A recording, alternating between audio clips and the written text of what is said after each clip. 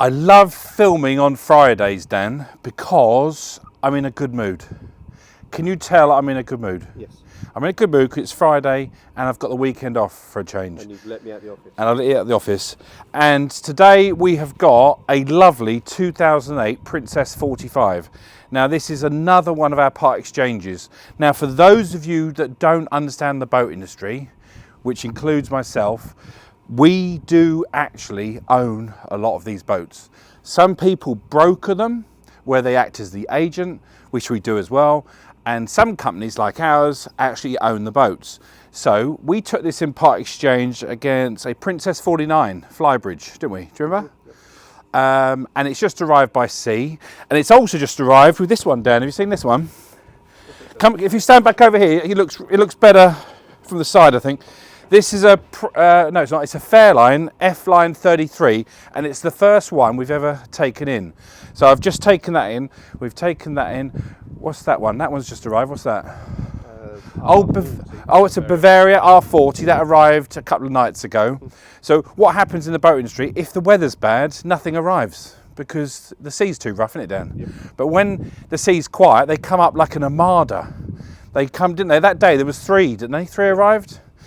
Anyway, I'm waffling. This is a Princess 45 and I love these boats. It's got a bit of a funny name. I don't know how you even pronounce it. Taito Alba 2. I'm sure it means something to someone, but I do not know what they're on about. Now, in the hierarchy, because I like to talk about the hierarchy. In the hierarchy, you right there, Dan? Don't trip, son. What's that wire? What's that wire? In the hierarchy of brands, Princess sits at the top of the tree with Fairline and Sunseeker, and also there are some other brands that are very good too, like Azimut, like San Lorenzo. I'm not going to name them all, and I don't want a load of abuse in the comments that I didn't mention your boat, because there's lots of good quality boats. But in the business we're in, the top three brands that we're selling every day are Princess, Fairline and Sunseeker. And I'm talking about cruisers here, proper cruisers. Of course, we sell jet skis, we sell Williams, we sell Parkers, we sell Sea Rays, we sell everything from 5,000 to 5 million. But in the cruiser segment, these are our bread and butter. And so these boats make me really excited. So let's jump on board. Okay, because this is a 2008 boat, it was pre-high-low platforms. So it's got a lovely platform, but it doesn't go up and down. And how you get your dinghy on is use this passerelle, not a parasol, Dan. I've heard you call it a parasol. Have you called it a parasol? A parasol's like for when you're outside having a beer in the beer garden. This is a passerelle, and it lifts the dinghy and puts it on the platform. Are you laughing? And while you're here, we're going to look, that's a high-low platform. That's on the Bavaria that's just arrived. And we'll try and do a video on that next week, if I get time. And by the way, I know sometimes you say, I haven't done a video for ages. We actually do have a day job, don't we, Dan? We do. And that's just messing around with boats. Right, let's jump on this boat and have a look. Okay. So, let's go inside. The canvas is in good order. And like all the boats I show you, it's for sale.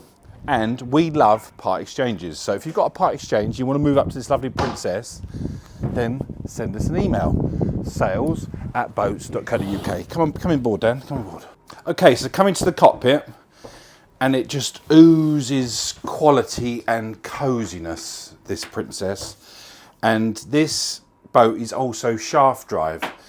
As I've explained before, you can have outdrive, you can have outboard, you can have IPS, you can have Zeus drive, and you can have shaft drive. And there's probably some more, but this is, in my opinion, the best way to propel a boat. It's not the most efficient, but it's the safest. The boat plows through the sea, the back is slightly down, the bow is slightly up, and it really is good. And it's good because it's simple. There's an engine, there's a gearbox, there's a P bracket, there's a rudder, it all works. So, we've taken this in part exchange, and it's priced at a very reasonable $289,950. UK VAT paid. So before I go inside, because it's got some lovely carpet, I'll take my shoes off, and I've got some new socks, Dan. Now, They are sent from a customer, and the clue is in the blue bit. He lives in Manchester, and he bought a Targa 47, and he said, "I'm going to get you some socks." So it says things. It says things like sound. Make us a brew, and lots of other things. Got pictures of factories. Anyway, I think it's all to do with Manchester. There's something else there. I can't really read what it says. Yeah. Anyway, they're very comfortable. So thank you very much, Neville. And I'll wear these for the next week. Come inside. Okay. So the first thing is, when you get on a quality boat like a Princess or a Fairline or Sunseeker, the door handle. Look at the door, Dan. Look at this door. Look at this toggle. Look at this latch. Look at the latch. Remember, this is 2008. So what's that? Is that 15 years old? Everything is solid, and that is, the saying is, you get what you pay for. Have you heard of that, Dan? Right, come in. So, I cannot underestimate the warmth and coziness on this cold December day that this boat exudes. Look at the quality of the woodwork. And as you know, we used to be a Princess dealer, so I've seen this all being made. It's got Eberspacher heating. It's got the gentleman's drinks cabinet. Look at this, with glasses don't fit. Now, that's a one-shot wonder, but just look at the attention to detail.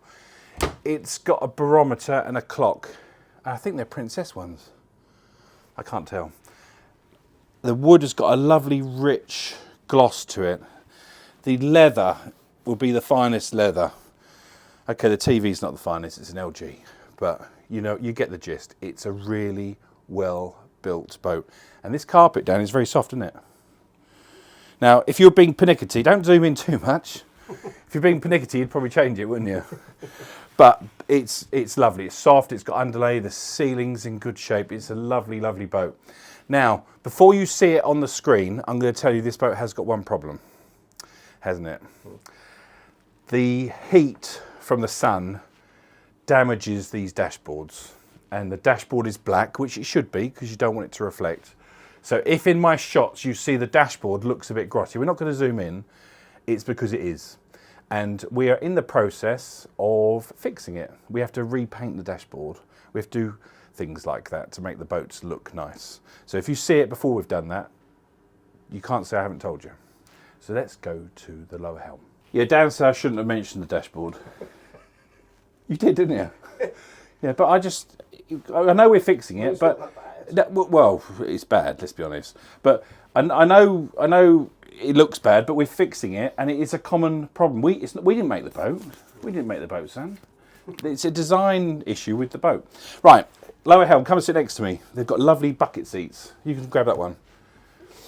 Okay, so the first thing is we've got a lovely shout window, and I like it because, what do I like is a bit of rubber, because it's big and it's manual. Oh, get the fenders in. So that is a full marks. It's got the lovely throttles from Volvo Penta. I love these throttles, and the reason I love these throttles, as you put that head, look how it, can you see, Dan, stand behind me, it's just slightly bent. You see it's bent that way, and what that does, that as you put it forward, it kicks the boat round exactly the same way as the handle's bent. Did you know that? I think I told you a few times. You have. Yeah. The dashboard is like an old Bentley. Everything's laid out beautifully. Not ostentatious, just really lovely, laid out. The old-fashioned keys, because it's 2008. Obviously the screen on my phone is bigger than the GPS, but it could be upgraded. The instruments here are laid out beautifully, as is the compass. And look at the view out towards the bar on this cold December morning.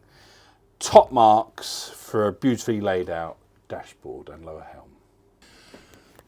What are we going to do next? We are going to do the galley, son. Crikey, these Manchester socks are slippery. Right, this is the galley. Now, we're not going to spend long in the galley because it's not massive, but it's slightly down from the saloon, and it's very, Dan, if you stand here and look back that way, we can show people the how, well, I'd say how close it is to the saloon and passing food and what have you. Double sinks, fridge. The fridge door is missing. We're fixing it, yeah? No, we got it. Oh, we got it? Yeah. Why is it on? Took it off. No, we've got it. Oh, we've got the door. We're fixing the door. Put it back on. Got a hob. We've got lots of cupboards. I'm not going to open all the cupboards. Got cupboards all down here. It's all very nice. Let's go down to the accommodation. So, this boat, remember it's a Princess 45 Flybridge, amazingly has 3 cabins. We've got one at the bow, which is the master, because this boat predates the mid-master. And we've got a bunk bedroom here, which I'll show you, and a twin here. But before we do that, I'm just going to show you the switch panel, which I love because it's just simple switches. Simple switches, easy to fix, easy to understand, and it doesn't go wrong. So let's go to the master. Okay, it's a little bit snug in here, but this is the master cabin, and it's got a big double bed. It's got lovely curved wood. Curves add cost, and it's got lovely space there. It's got little nookies and crannies everywhere. Got a wardrobe here that I can't open. Don't know where the button is for that. Must be somewhere. And you've got a Jack and Jill door behind you there, Dan, to the heads, which we will quickly just show you. It's not massive in here, but they've packed it in, haven't they? Right. Do it again. How can I get in? All right. You have to go in there, son. Right. Now, I think... Is this got one of these? Yeah. Okay. Right, so it's got a little switch here. God almighty. Right, there you go. Oh. Right, we're in. Okay. It's tight, I'll be honest, but it's very, very nice. It's snug. Remember, I'm quite big. I need to lose some weight. However, the bathroom itself does pass the floss test. And look at this cabinetry.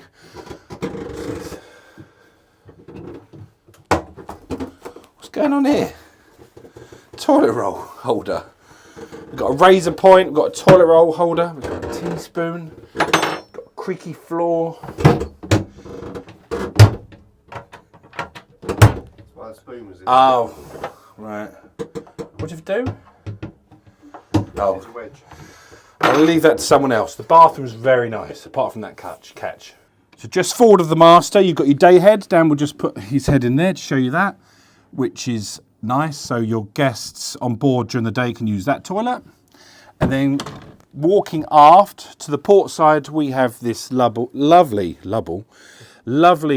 twin bunk bedroom, which is very snug. And look at the TV. I had to laugh at the TV. Look, the surround's bigger than the screen. I'd probably modernise that if I was you. Lovely portholes. And then in this cabin here, we've got the twin, which I'm sure you can have an infill and it makes it into a double. So let's have a quick look at the Flybridge, and then I'm going to go through the costs for you. All right, come on up with me. We're going to go look at the Flybridge.